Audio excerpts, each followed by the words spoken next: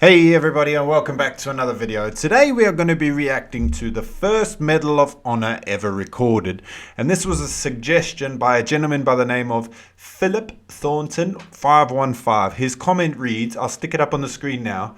I see you have reacted to a lot of American sports and this video of our dangerous animals. Please react to the first ever Medal of Honor ever recorded.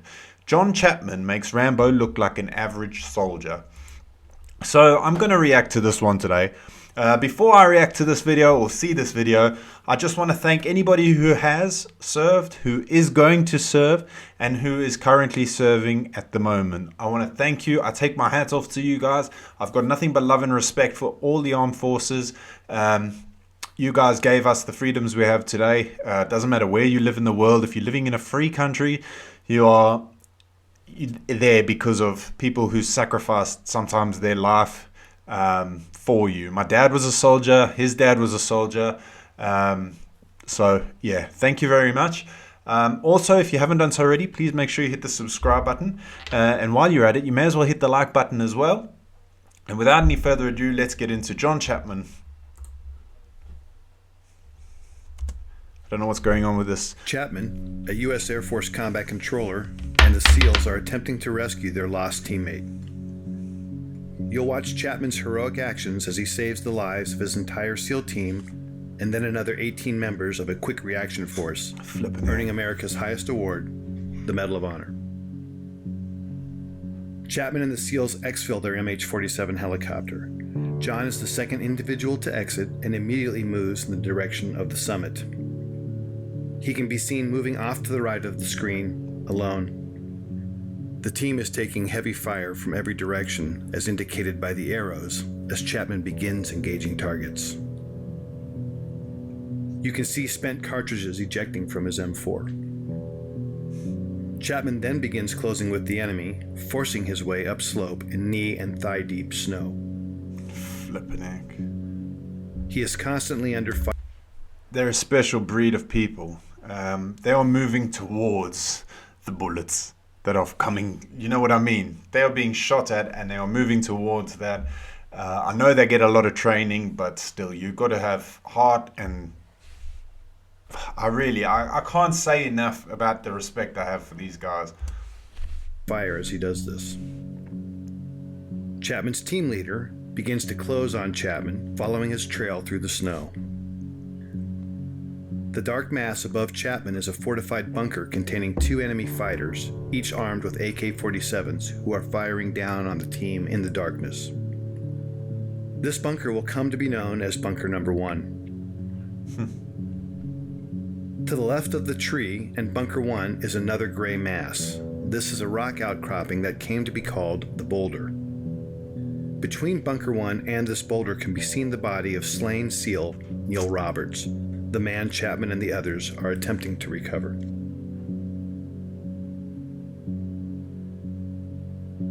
Chapman, still alone and closest to the enemy, pauses to engage targets as his team leader follows him, but never actually catches up with him.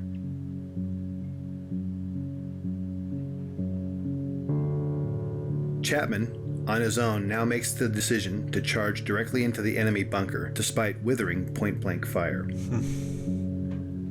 Chapman, now literally on top of the enemy, engages the two combatants and kills them, saving the lives of the remaining SEALs. He does this from a distance of no more than 10 feet. These actions by themselves earned him his first Medal of Honor. Flippin' heck, 10 feet. Oh man, I can't imagine it. I get a bit teary watching this because people like, oh man, it's incredible. It's incredible. And the fact that nowadays you get all these protests against the military, and you know, it really infuriates me because these guys will literally, they don't know me or you. A lot of the time they don't know you, and they will go out there and put their life on the line because they believe that you deserve the freedoms that you have. And that is special. I'm not one for politics. You'll never hear me discussing politics and that, but holy smokes, this stuff really gets me. Then climbs into and takes control of the bunker.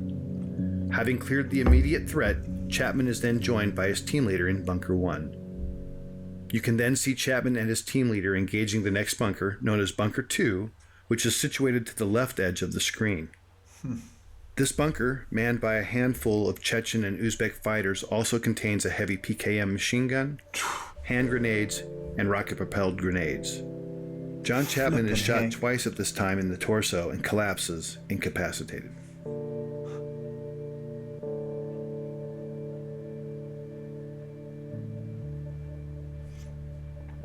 You are now looking at a new angle, and at the left of the screen can be seen the two-man fire team and team leader on top of the boulder. Just below it is Bunker 1 with the mortally wounded Chapman. One SEAL can be seen firing his modified M60 machine gun from the hip into Bunker 2 on the right side of the screen until he is struck by grenade shrapnel and tumbles 10 feet off the top of the boulder, collapsing at the feet of his team leader, thus setting off a chain of events that would lead to the SEALs abandoning Chapman on the summit. The wounded SEAL and the team leader can be seen conferring about his injuries. Moments later, the SEALs decide to retreat from the summit because their position is untenable in the face of continued massive enemy firepower. They can be seen moving toward the right side of the screen and passing the body of Neil Roberts. Unfortunately, the SEALs do not pass John Chapman, who is above them and inside Bunker 1.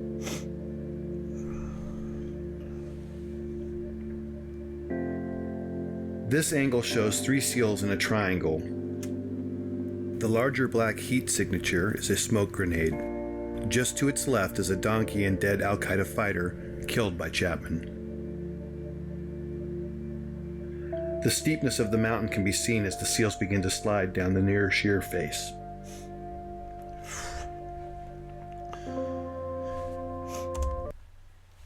I listen to a lot of books on Audible, and I'm listening to it's a English, like a British series. It's called Homefront.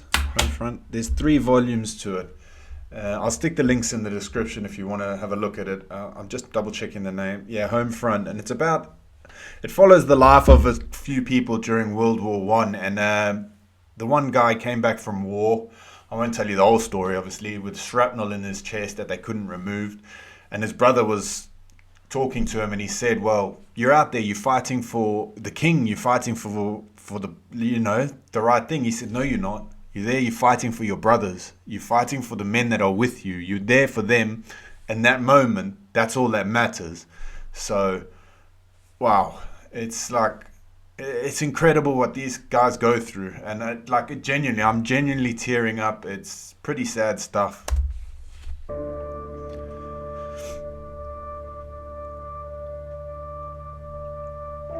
The team leader, desperate for relief and now with 2 wounded teammates, asks for uncontrolled airstrikes from an orbiting Air Force AC-130 gunship. The impacts you see are from 105mm howitzer rounds being fired onto the ridgetop in order to save the remaining SEALs.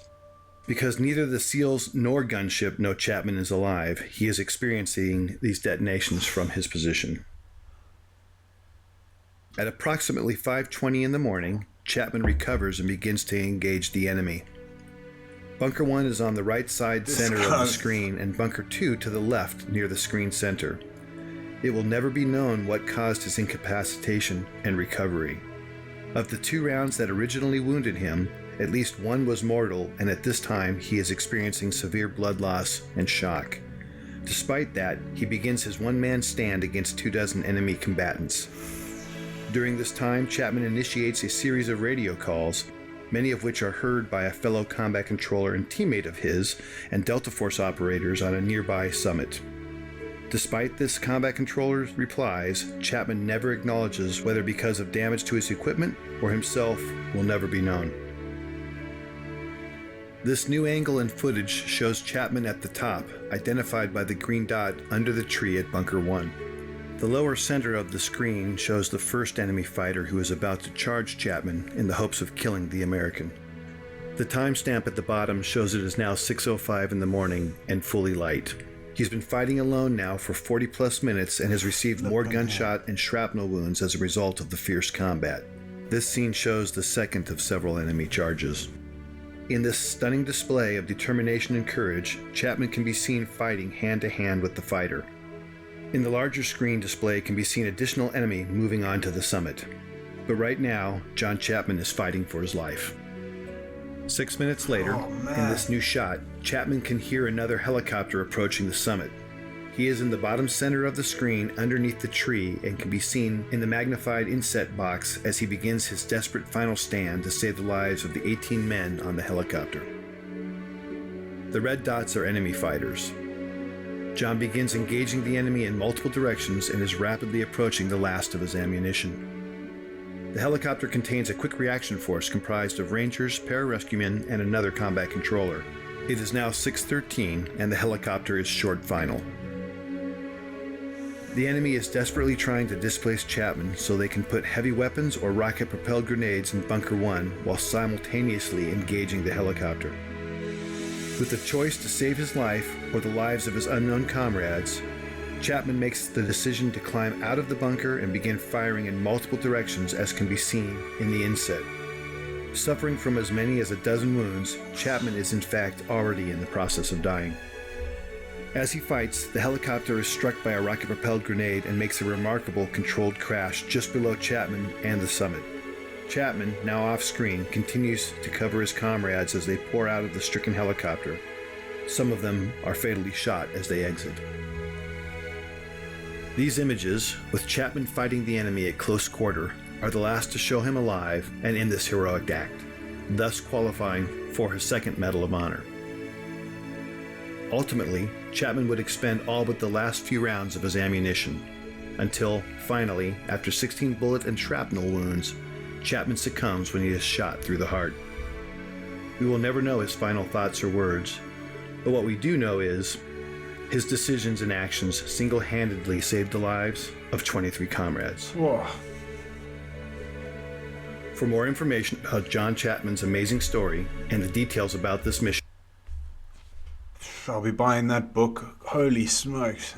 For him to get shot through the heart at the end amazes me, because his heart must be so big and to do what he did. Gee, I'm sort of lost for words. What a legend. What an absolute legend. Holy crap. That really knocked me. Guys, if you haven't done so already, please make sure you hit the subscribe button. Thank you very much. Let me double check your name. I don't want to get it wrong. I believe it was... Yep, Philip Thornton. Thank you very much for recommending that video. As sad as it was, what an amazing feat that guy did. Wow. Jeez. Like, you think of the struggles that people have nowadays and they complain and bitch and moan about. This guy literally fought single-handedly. Okay, he had his teammate Nat there, but he survived on his own, and oh man, I'm lost for words. Yeah, I'm going to end it there. Thanks so much for watching, guys. Peace.